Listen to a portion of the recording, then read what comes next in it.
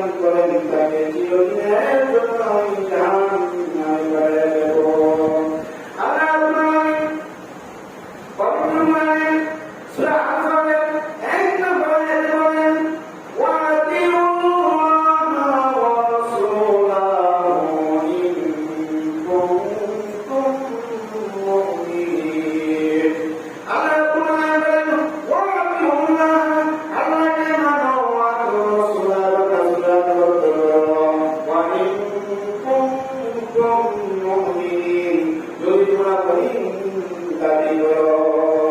আমরা যদি আমাদেরকে মুমিন দাবি করি, মুসলমান দাবি করি, তাহলে আল্লাহকে আনুগত্য করতে হবে, রাসূলকে আনুগত্য করতে হবে।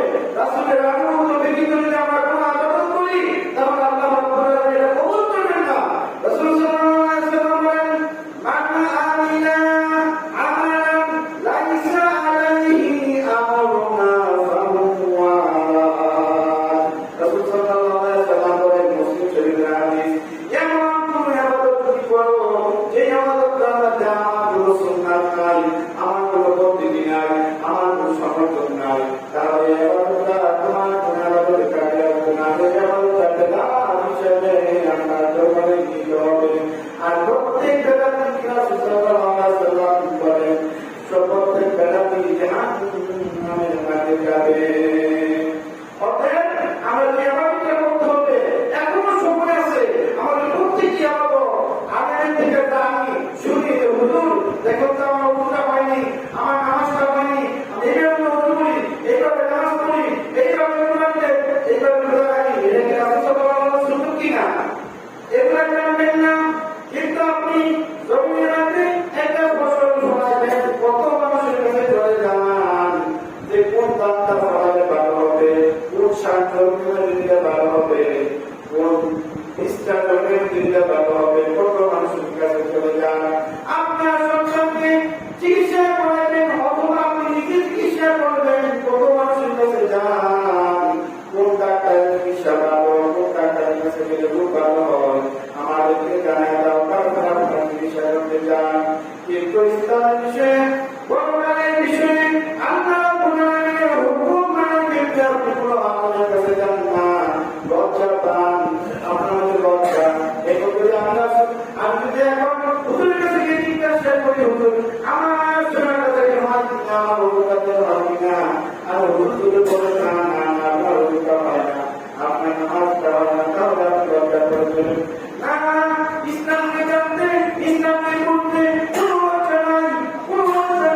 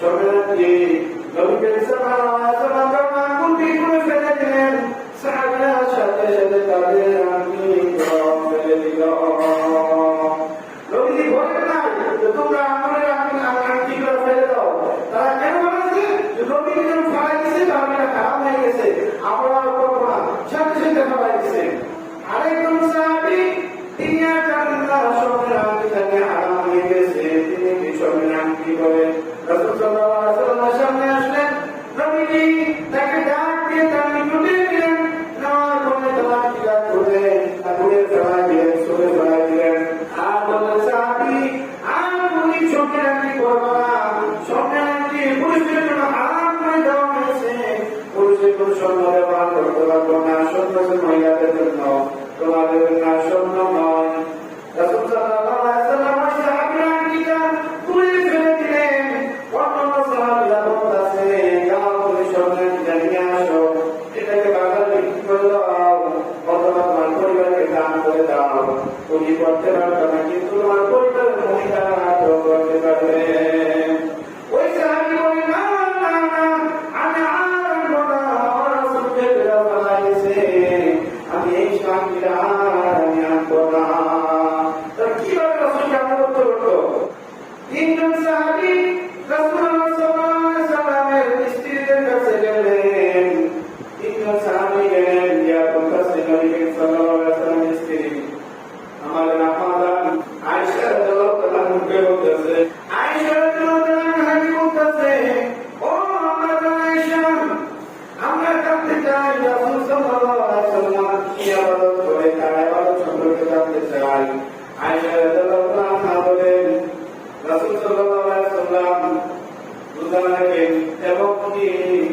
রোজা ভঙ্গ করেন আবার তিনি রাত্রে উঠে তাহাজ্জুদ নামাজ পড়েন আবার রাত্রিবেলা ঘুমান তিনি বিবাহ করছেন স্ত্রীদের সাথে সময় ব্যয় করেন এই তিনজন সাহাবী বলতেছে একজনকে আরেকজন বলতেছে শুনো কিন্তু আল্লাহ রাসূল তার তো কোনো গুনাহ নাই সেজন্য গুনাহ আমার তো কম করে যথেষ্ট যত জীবন আমি বেঁচে থাকি সারা জীবন আমি শুধু রোজা রাখবো নফল রোজা রাখবো আরেকজন বলতেছে আমি রাত্রিবেলা ঘুমাইতাম না আমি সারা রাত তাহাজ্জুদ নামাজ পড়ে আল্লাহর ইবাদত করব আরেকজন সাহাবী বলতেছে আমি বিবাহ করবো না আমি অবিবাহিত থাকবো অবিবাহিত আমি সারা জীবন আমি ইবাদত করতে পারবো আমার কোনো চিন্তা ভাবনা হবে না সংসারের জন্য এইভাবে কথা বললো কথা বলে চলে গেল কিছুক্ষণ পরে রাসূল সাল্লাল্লাহু আলাইহি ওয়াসাল্লাম আসলো আসার পরে আয়েশা রাদিয়াল্লাহু তাআলা বলতেছে ইয়া রাসূলুল্লাহ ইয়া হাবিবাল্লাহ তিনজন সাহাবী আসছিল আয়েশা আমার কাছে জানতে চাইলো আপনি কি ইবাদত করেন তখন আমি বললাম রাসূল এই ইবাদতগুলো করেন আর তারা বললো যে তারা বলে জীবনে বিবাহ করবো না সারা রাত খালি নামাজে কাটাই দিব সারা বছর নফল রোজা রাখবো রাসূল সাল্লাল্লাহু আলাইহি ওয়াসাল্লাম তাদেরকে খবর দিয়ে আনলেন আমার উপরে বলতেছে আমি শুনলাম তোমরা কি বলছো সারা রাত ইবাদত করবে সারা বছর রোজা রাখবে আর তুমি কি বলছো জীবনে বিবাহ করবে না সারা জীবন অবহেলা করবে আল্লাহর ইবাদত করবে সাহাবীরা বলতেছে হে আল্লাহর রাসূল আমরা এরকম করছি এরকম সিদ্ধান্ত নিয়েছি রাসূল সাল্লাল্লাহু আলাইহি ওয়াসাল্লাম বলেন আমি হচ্ছি আল্লাহর সবচেয়ে প্রিয় বান্দা আমি আল্লাহর সবচেয়ে প্রিয় হাবিব আমি বিবাহ করছি আমার স্ত্রীদেরকে রাত্রেবেলা সময় দিয়ে আমি রাত্রেবেলা ঘুমাই আবার রাত্রেবেলা তাহাজ্জুদ নামাজ পড়ি আমি নফল রোজা রাখি আবার আমি কোনোদিন রোজা রাখি না শুনো এইভাবে যদি তোমরা ইবাদত না করে তোমাদের মধ্যে যদি ইবাদত করো তাহলে তোমরা আমার উম্মত হিসেবে থাকবে না এখন বুঝেন ওই লোকরা কি খারাপ কিছু সিদ্ধান্ত নিয়েছিল না আমাদের বিবেকে আমাদের নলেজে বলতেছে ভালো সিদ্ধান্ত নিয়েছিল যে সারা রাত ইবাদত করবো সারা বছর রোজা রাখবো বিবাহ করবো না সংসার করবো না খালি ইবাদত করবো কিন্তু রাসূল বলছেন না এইভাবে যদি তুমি ইবাদত করো তাহলে কি বোঝা গেল আমার তোমরা বেশি করতেছো তাহলে তো আমার উম্মতই থাকবে না রাসূল সাল্লাল্লাহু আলাইহি ওয়াসাল্লাম বলেন সুন্নাতের মধ্যে যদি কোনো অংশ আমল করো তাহলে এটা তোমাদের জন্য উত্তম হবে রাসূল সাল্লাল্লাহু আলাইহি ওয়াসাল্লাম বলেন কেউ যদি সুন্নাত ইবাদতের মাধ্যমে অল্প ইবাদত করে আর তার মাধ্যমে কোনো মানুষ কষ্ট না পায় তাহলে আল্লাহ রাব্বুল আলামিন তার জন্য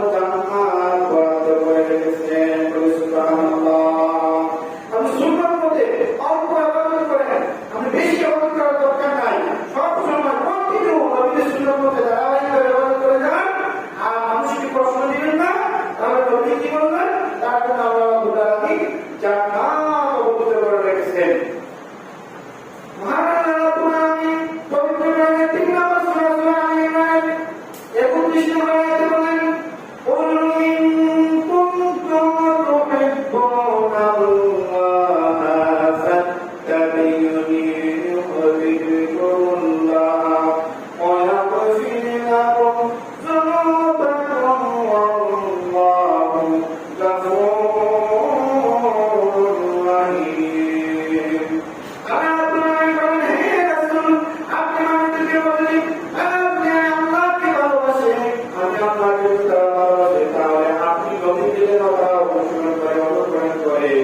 আপনি নবীকে যদি অনুসরণ করেন তাহলে আমি আল্লাহ গুনাহ তাদের জীবনে সমস্ত গুনাহ করে আমি ক্ষমা করে দেব, কারণ আমি আল্লাহ গুনাহ ক্ষমাশীল।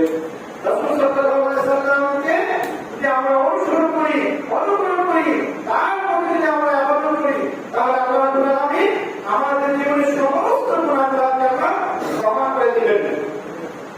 অতএব আমরা যেই ইবাদত জীবনে করব, রাসূল সাল্লাল্লাহু আলাইহি ওয়াসাল্লাম যেভাবে আমাদেরকে শিক্ষা দিয়েছেন ওইভাবেই করতে হবে।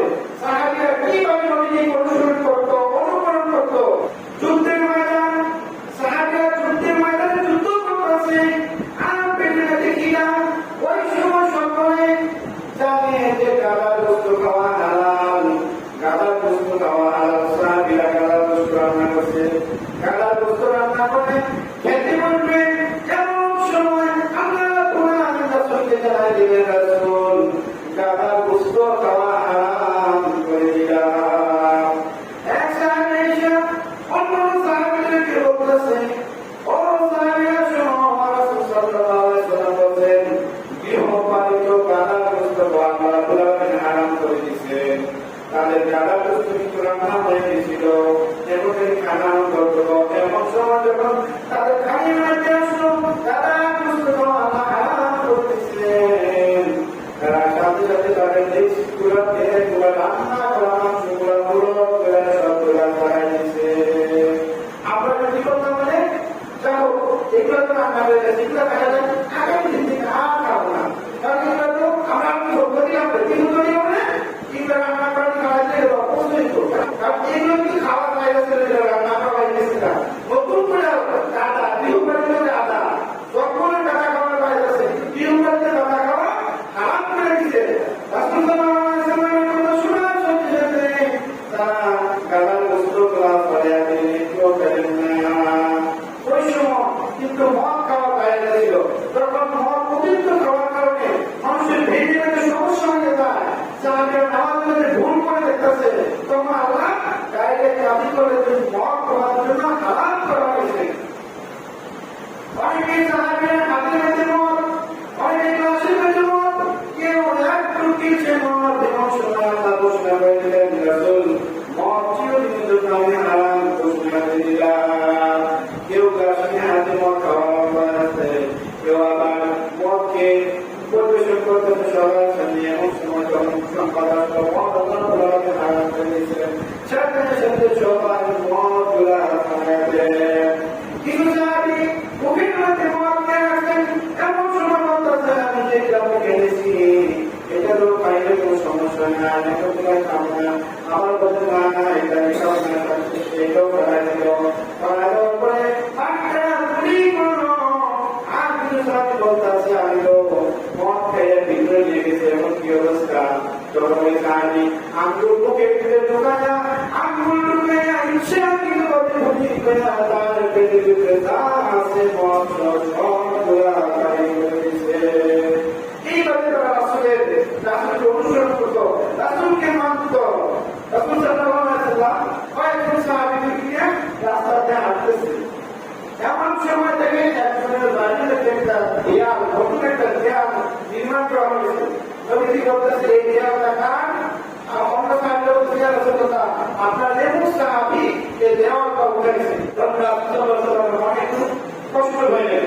রাসূল সাল্লাল্লাহু আলাইহি ওয়াসাল্লাম সাহাবীদের দিকে সামনে হাঁটতেছেন, এমন সময় ওই যেই ব্যক্তির দেয়াল উঠেছে ওইটাকে সামনে করছে, সামনে করার পরে ওইটা বলতেছে, আসসালামু আলাইকুম ইয়া রাসূলুল্লাহ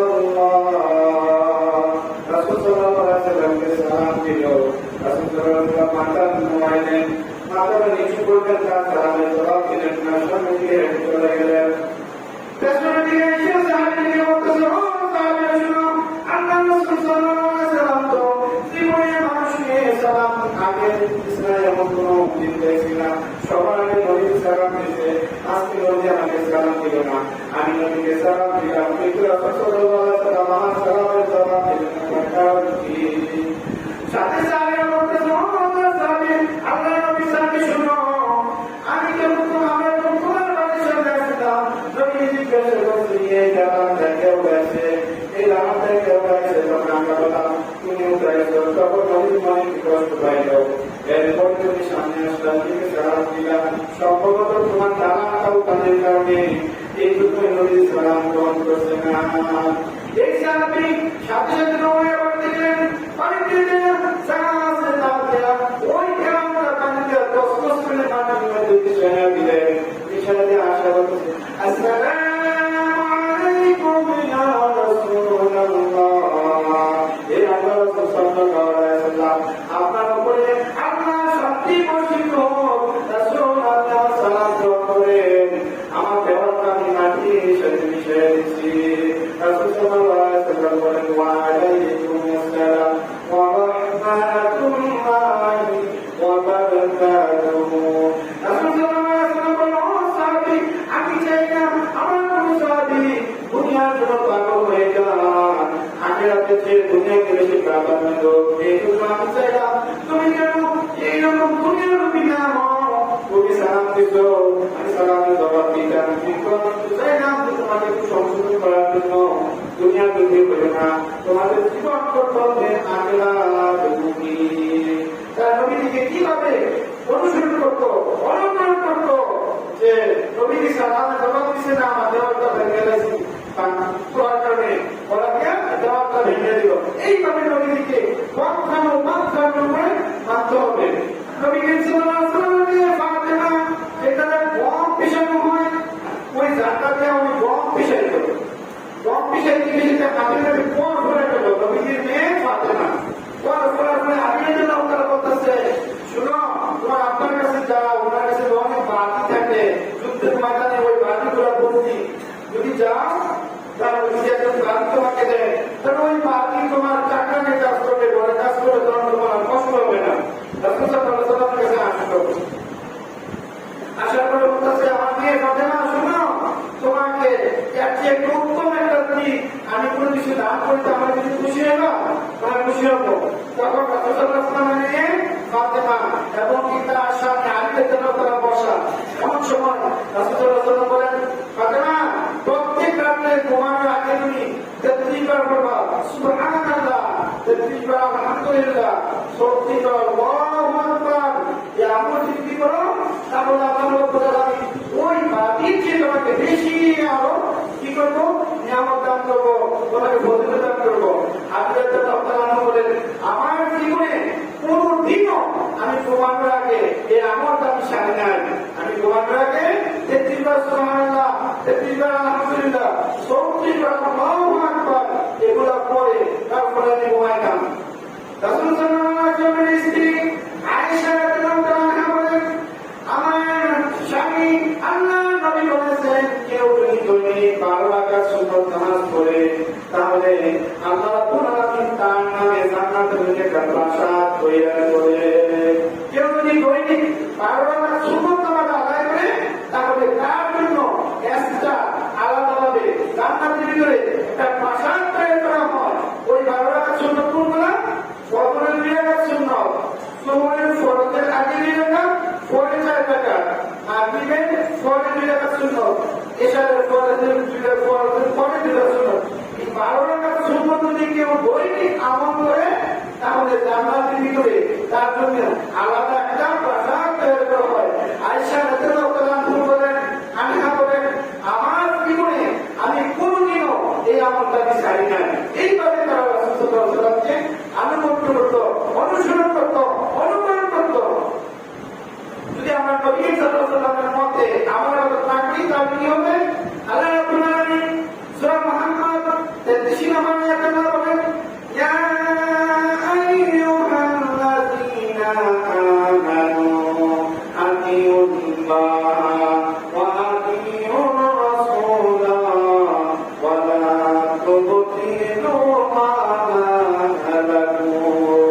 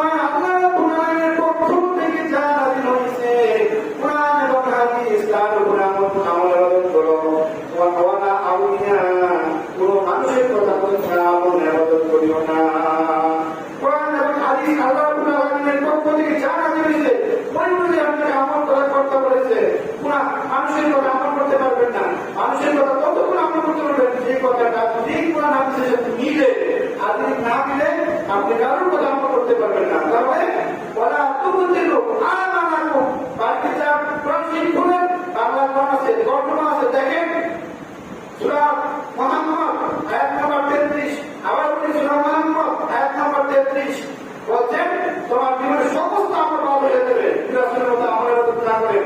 আবার বলি সূরা আরাফের 3 নম্বর আয়াত, আল্লাহ বলছেন আল্লাহর পক্ষ থেকে কোরআন এবং হাদিস অনুযায়ী যেটা তোমার প্রতি নাযিল হয়েছে সেটার মধ্যে আমল করবা। কোন ব্যক্তির কথা বলে ইসলাম চলে না, ইসলাম চলে কোরআন এবং হাদিসের উপরে। রাসূল সাল্লাল্লাহু আলাইহি ওয়াসাল্লাম ইন্তেকালের আগে বলছিলেন তারাকতু ফীকুম আমরাইন লান তাদিল্লু মা তামাসসাকতুম বিহিমা কিতাবাল্লাহি ওয়া সুন্নাতি রাসূলিহি। বলেন সাহাবীরা আমি ইন্তেকাল করব, আমি মারা যাব, তোমরা কিন্তু পথভ্রষ্ট হয়ে যাবে যদি দুইটা জিনিসকে ছেড়ে দাও। কোন দুইটা? কিতাবাল্লাহি আল্লাহর কিতাব, ওয়া সুন্নাতি নবী আমি রাসূলুল্লাহ সাল্লাল্লাহু আলাইহি ওয়াসাল্লাম, এগুলো যদি তোমরা ছেড়ে দাও তাহলে তোমরা পথভ্রষ্ট হবে। অতএব আমরা যা করবো কোন ব্যক্তির কথা নয়, কোন পীরের কথা নয়, কোন আলেমের কথা নয়, যদি তাদের কথা মানতে পারবো ওই কথাটা কোরআনের সাথে মিলে, আর যদি না মিলে কারোর কথা মানা যাবে না। আল্লাহ রাব্বুল আলামিন আমাদেরকে রাসূল সাল্লাল্লাহু আলাইহি ওয়াসাল্লামের আদর্শের মধ্যে, ওনার সুন্নাত মধ্যে, ওনার মডেল মধ্যে কোন সারাটা জীবন যেন আমরা ইবাদত করতে পারি সে তৌফিক দান করেন। সর্বদা আল্লাহুম্মা আমিন।